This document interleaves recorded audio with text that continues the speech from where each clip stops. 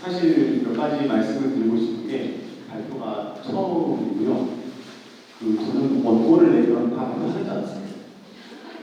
그런데 그게 아니더라고요. 그래서 사실 아는 게 별로 없어서 선생님들 앞에서 발표하는 게 떨리긴 하지만 원고 내용을 차근차근 이어가는 방식으로 발표를 진행할까 합니다. 네, 지금부터 시작하도록 하겠습니다. 네, 정시의 확대에 따른 교실의 변화 8페이지에 내용이 있습니다. 대학 입시에서 수시와 정시의 가장 근본적인 차이는 대학 입학에 영향을 미치는 학교의 영향 차이라고 저는 생각합니다. 교육기관으로서 학교가 가지는 기능은 가르치는 일과 평가 및 선발하는 기능, 즉 이게 사회기관으로서 학교가 갖춰야 될 기본적 기능이라고 생각을 합니다. 하지만 수능과 논술은 학교의 평가의 권리를 많이 우선시키는, 즉 국가나 대학이 평가의 요인을 가지고 있는 학과에서입니다.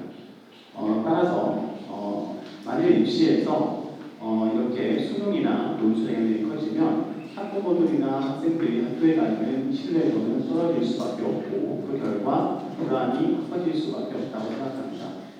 2019년에 발표된 대입제도 공정성 강화 방안은 평가 과정과 선발 강화가 공정한 대입제도 마련이라는 내용으로 정시 수능을 확대하는 방향으로 내세우고 있습니다.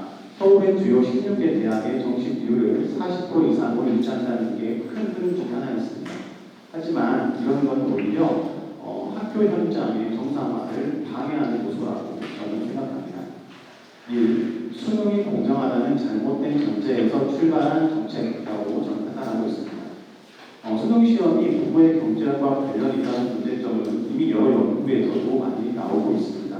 특히 작년 1월 서울교대 김성식 교수의 발표, 그리고 2015년에 있었던 기성천 양종호 교수님들의 발표를 통해서 이미 통계적으로 부모의 경제력과 수능 성적의 상관도가 높다는 것이 나와 있습니다.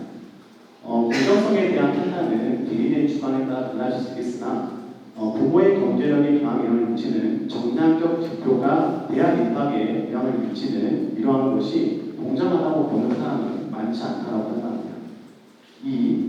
학교 수업과 창의력 활동에 대한 학생의 관심을 낮추는 정책. 수능시험은 고등학교 교실 수업의 핵심인 성취 기준을 온전하게 담아내기 쉽지 않습니다. 성취 기준은 각 교과에서 학생들이 수업 이후에 할 수 있어야 할 것을 진술한 진술문입니다. 학생부 종합전형의 확대로 인해 가지고 현장의 학교에서는 교육 중심 수업이 이루어지는 수업, 그리고 과정 중심 평가가 이루어지는 평가가 안착이 되어 있었던 상태였습니다. 하지만 이렇게 수능 시험 같은 경우도 마찬가지로 이 성취 기준을 바탕으로 출제를 하긴 합니다만 수능 시험은 5개의 선지 중에 하나를 골라야 하는 매체적 특징을 가진 시험입니다. 그렇기 때문에 수업의 결과로 학생들이 할 수 있는 능력 자체를 평가하는 그 부분은 온전하게 감당할 수 없는 시험이라는 게 현재 수업과 학교와 좀 멀어질 수밖에 없는 내용이라고 생각합니다. 3. 학교 수업에서 얻기 어려운 문제 해결 과정을 위한 사교 구조도를 심화시킬 수 있습니다. 수능시험은 변별력을 확보하기 위해서 교육과정에서 제시하는 내용의 활용 이외에도 문항 자체가 갖는 풀이 과정의 복잡성도 심화했습니다. 즉, 교육과정에서 요구하는 내용을 충분히 알고 있더라도 혹은 그 내용에 대한 활용에 아주 익숙한 사람이라도 실제 문제풀이에 어려움을 느낄 수 있습니다. 올해 4월 교실미디어라는 MBC 프로에서 각 분야의 전문가들에게 작년 수능 문제를 풀게 하게 했었습니다. 사실 이런 건 이전들이 많았는데요. 이전에는 이제 작가가 풀지 못하는 문학 문제, 원어민이 풀지 못하는 영어 문제, 이런 시각이기 때문에 사실은 익숙했는데 이번에는 20년 넘게 수학 분야에서 활동을 하고 있는 수학과 교수가 문제를 못 푸는 상황이 발생했습니다. 그런 상당히 이게 충격적이었죠. 그 이유는 뭐냐면 이런 거였죠. 20년 동안 내가 해온 수학이 실제 수능에는 영향을 미치지 못했다. 이게 주로 내용이었던 것 같습니다. 교육 과정에서 배운 내용을 충분히 이해하고 이를 잘 적용할 수 있는 전문가들도 문제를 푼다고 하는 것은 문제 풀의 달성, 그러니까 문제 풀이 과정 자체에 익숙해지지 않으면 수능 문제 해결에 어려움을 겪게 된다는 문제이고요. 이렇게 된다고 하면 문학놀이 자체에 대한 방법적 지식이 필요하다는 의미가 됩니다. 때문에 사교육에 대한 능도를 더 높일 수 있는 영향을 줄 수 있습니다. 4. 이질성이 심해지는 교실과 전반적인 구상 학생의 수능 능력 저하. 수시의 시전 등급을 위한 수능시험 준비와 정시를 위한 수능시험 준비는 그 정도와 깊이 면에서 차이를 갖습니다.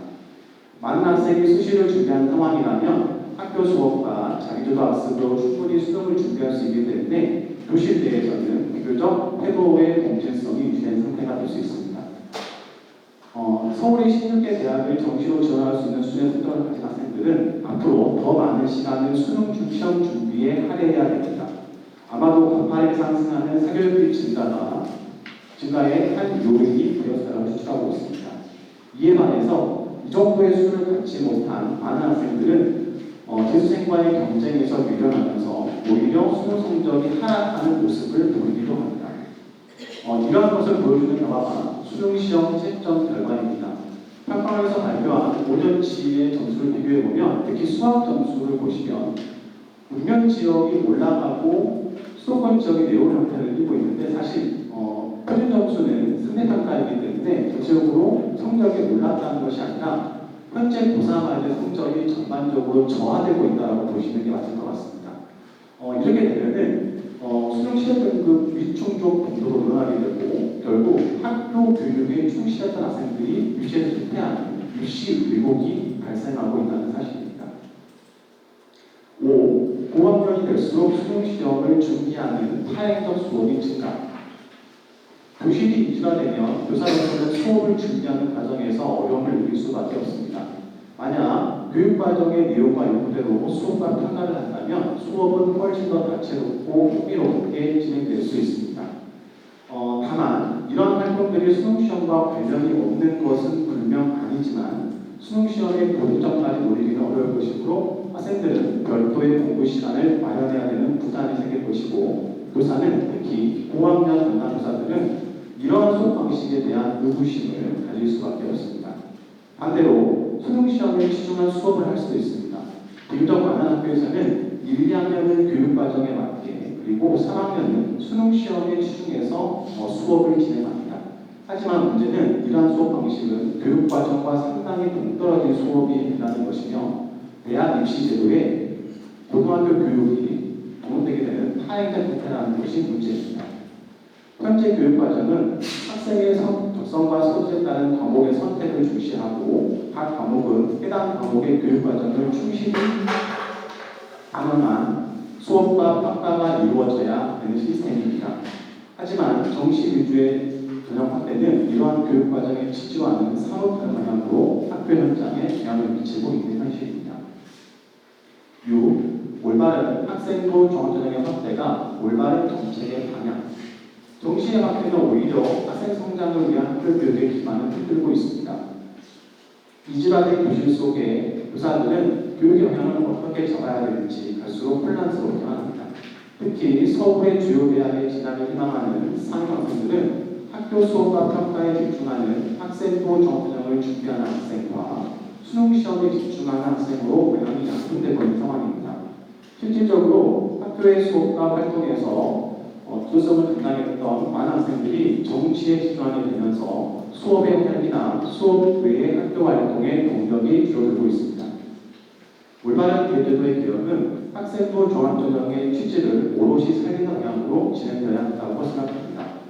이를 위해서는 학생부 종합전형의 부족한 점을 개선하고 입학 정원의 비중을 확대하는 것이라고 봅니다. 2019년에 있었던 학생부 종합전형 조사로 드러난 문제점은 충분히 개선할 수 있는 내용에도 불구하고 개선 초점을 두지 않고 엉뚱하게 정시 수능 전형을 확대한 방향으로 방향을 두게 되면서 학교 교육 과정과 어긋나게 되었습니다. 대학 입시는 학교의 교육 과정과 그 내를 같이 해야 학교 현장에 살아날 수 있고 입시에서 발생하는 유혹을 줄일 수 있습니다.